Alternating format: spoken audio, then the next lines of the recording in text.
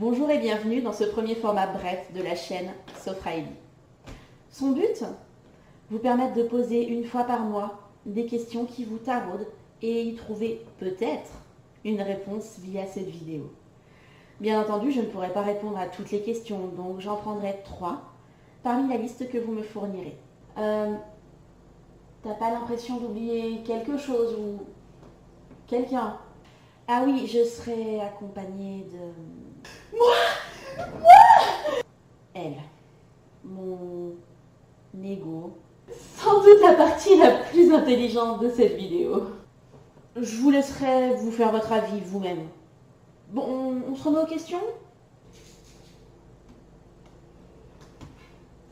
On commence avec celle-ci. Comment gérer la solitude? Je sens la question qui sort du fond d'un cœur qu'on a déjà bien brisé. Cette question est légitime.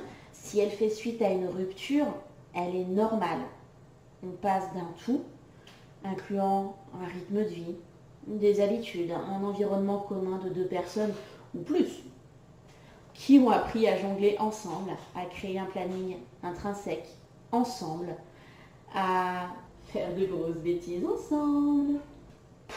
Oui, aussi, ça y contribue, mais pas que. Et après tout ça, paf, plus rien. Rupture, merci, c'était sympa. Au revoir et à plus sous le bus. Ou pas. Pour commencer, il faut comprendre que la solitude est excellente pour se recentrer et pour s'écouter.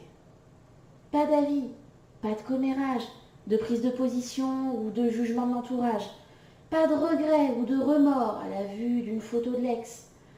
La solitude permet de travailler profondément sur soi et de se faire chaque fois la remarque que l'on progresse en passant d'abord 30 minutes seul, puis 1 heure, 2 heures, une après-midi et une journée, un week-end.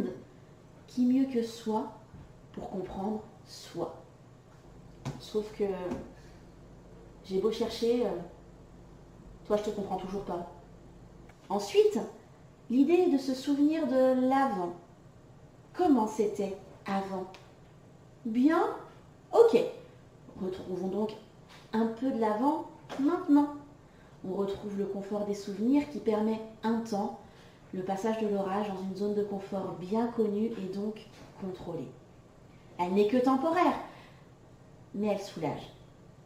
Si l'avant n'était pas terrible, et c'est souvent le cas, on se réinvente, et pas en cherchant à le faire à travers les autres. Déjà parce que ça peut être vite illégal. Ouais, là tu vas beaucoup trop loin pour moi. Bref, on ne s'intéresse pas à l'autre qui va souvent nous renvoyer l'image qu'on n'a pas décidé de laisser consciemment transparaître, à savoir une personne nouvellement seule, un peu perdue, à l'agonie. Mais non! Une personne qui souffre, point. Et vous ne pouvez pas le contrôler, donc arrêtez de culpabiliser. À la place, on réfléchit à ce qui nous ferait vraiment du bien. On peut réaménager son chez-soi, changer de chez-soi, ce qui est mieux d'ailleurs pour éviter les souvenirs. On sort si on a envie de sortir, et pas forcément en boîte de nuit avec sa tripotée d'amis. Mais déjà, une sortie qui nous ferait profondément du bien. Une glace au resto du coin. Le sucre, c'est la vie! Un repas au resto qu'on souhaiterait tester depuis des mois. Le gras, c'est la vie! La bibliothèque devant laquelle on passe tous les jours sans prendre le temps. La connaissance, c'est la vie! La forêt du coin qui nous permettra de nous poser sans trop réfléchir. La solitude, c'est la vie! Je t'ai eu. Hein? Oh, et c'est ainsi qu'on passe à un autre type de solitude. Pour ce qui est de la solitude liée à la timidité, c'est encore une autre approche. Certaines personnes ont très peur d'aller vers l'autre suite à une trahison, suite à une moquerie, ou simplement à cause d'une timidité maladive et envahissante. D'ailleurs, on me dit souvent que je suis du genre timide, que je me montre pas autant que je devrais. C'est marrant, je vois pas qui pourrait te dire ça. Si vous pensez que vous avez les ressources en vous pour simplement travailler sur cet aspect compliqué de votre vie, mais qu'il vous manque l'impulsion nécessaire au changement, n'hésitez pas à vous faire aider.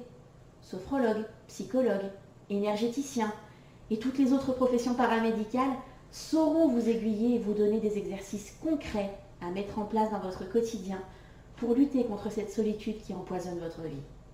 Et bientôt, vous aussi, vous ferez hurler votre ego aux yeux du monde. Ouais, mais non, rien à voir. Prenons mon exemple. Je suis moi-même sophrologue de métier.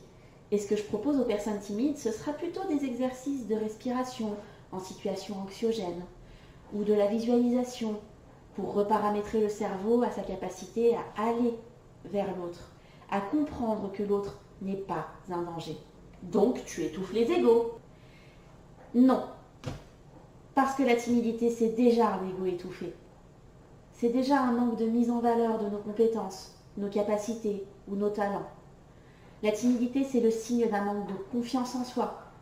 Et c'est là-dessus qu'on joue quand on veut aider quelqu'un à casser la solitude et l'isolement. Ouais, tu te rattrapes pas trop mal, mais on peut reparler un peu de moi là maintenant. Ok, question suivante. Quel est le pouvoir de l'ego? Eh ben voilà! Et comment le faire taire? Hein? 2 questions en une, mais je vais gérer. L'ego, déjà, est un concept qui ressort pas mal depuis quelques années. Et il fait drôlement mal quand on marche dessus en pleine nuit. Ouais, mais non, celui-là, on aura l'occasion d'en reparler quand on traitera des joyeusetés d'être parent. L'ego, c'est la conscience que l'on a de soi-même. En psychologie pure et dure, on estime qu'il sert soit de base à la personnalité quand il est équilibré et développé convenablement, soit d'entrave au développement personnel quand il est trop ou pas assez développé. En gros, et pour le rendre accessible, quand l'ego est trop développé par exemple, c'est cette petite voix qui vous jure que d'avoir le dernier mot pour sauver une potentielle image de vous que vous seul vous êtes inventé est essentiel à votre existence. L'ego, c'est un peu moi. Il murmure des choses douces, intelligentes, très fausses. Vraiment très fausses. L'ego a un pouvoir démentiel si vous êtes d'un tempérament fier, rancunier, attaché à votre image. Il est bon de l'avoir, cet ego, quand il est équilibré, ne serait-ce que pour éviter de se laisser marcher dessus. Mais encore faut-il savoir le doser et parfois le faire taire. Le risque à trop écouter son ego, c'est d'avoir une vision déformée des choses qui vous entourent, des propos qu'on vous adresse, des idées que l'on vous partage. Ouais, enfin, on n'y peut pas grand-chose si les gens ne sont pas à notre niveau. Et à l'inverse, les gens ne sont pas à ton niveau. C'est peut-être qu'ils n'ont pas envie de s'y rabaisser. Mais enfin, je dis ça... En spiritualité, on évoque même l'ego comme une fausse personnalité, ce qui, en psychologie, peut sembler cohérent. Avoir un ego démesuré peut vous mener à ne voir que par vous, pour vous, tout le temps. Trump, si tu nous regardes!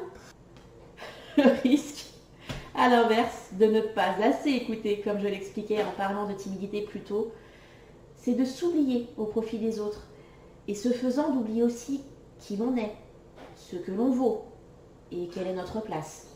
Ici, on aura plutôt tendance à être dans un repli sur soi, visible par un manque de confiance en soi, une peur de s'exprimer en public, d'assumer ses opinions, une crainte des conflits et une capacité de résilience très haute. Le pire, c'est que ce type de personnalité croira facilement que de penser une fois de temps en temps à soi, c'est déjà une forme d'égoïsme. Et je suis d'accord. Il pourrait un petit peu plus penser à moi.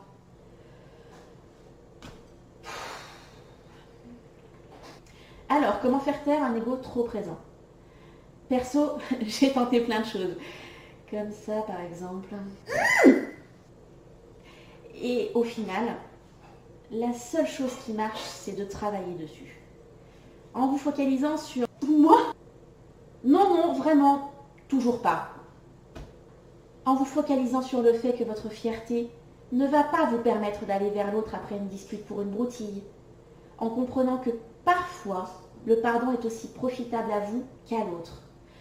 en acceptant qu'une remarque ne soit pas arrivée jusqu'à vous simplement parce qu'on avait envie de vous attaquer, mais juste de vous accompagner. L'autre n'est pas un ennemi dans ce contexte-là, c'est vous qui êtes votre propre ennemi. Tentez l'aventure durant 24 heures de ne pas vous plaindre, d'écouter les autres et de sortir de votre zone de confort habituelle en prenant le temps de parler aux collègues, aux clients, en demandant leur avis et en sachant les recevoir. Ça change une vie. Quant à réveiller un ego trop endormi ou trop peu développé, c'est une autre histoire. On aura sans doute l'occasion d'évoquer une prochaine fois. Comment accéder à une forme de détachement? Cette question, on me la pose souvent en séance de sophrologie. Oui, enfin, quand tu les laisses parler. Et à juste titre, puisque finalement, atteindre le détachement, c'est aussi arrêter de porter ce qui ne nous appartient pas et s'émanciper d'une forme d'addiction, la dépendance affective.